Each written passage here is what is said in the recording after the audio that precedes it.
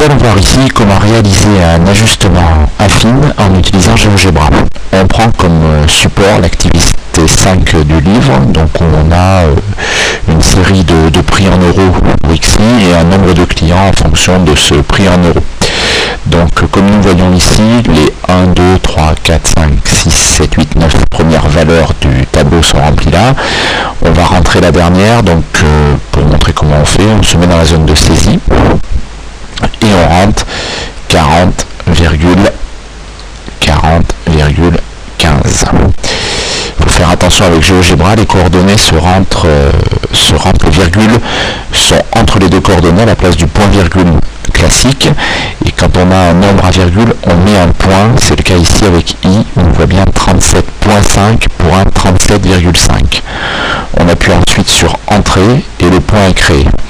Par défaut, on lui donne le nom J. Si on veut enlever ce nom J, on a juste à décocher Afficher l'étiquette.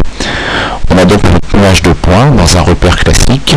Pour faire l'ajustement affine, nous sélectionnons les points, comme ceci, et nous allons sélectionner droite d'ajustement. La droite d'ajustement est tracée ici dans le repère, son équation est affichée ici. L'équation est sous la forme AX plus BY égale C. Nous allons choisir la forme classique Y égale AX plus B. La voici, nous pouvons l'afficher sur le graphique si on en a besoin par la suite, afficher l'étiquette, et par contre il faut choisir la propriété, puisque l'étiquette c'est pas le nom qui nous intéresse, mais c'est la valeur. Fermée, on peut la décaler un petit peu, on peut éventuellement aussi mettre la droite d'ajustement dans une autre couleur pour la faire un petit peu plus ressortir. Et voilà, donc nous avons notre équation de notre droite d'ajustement ici.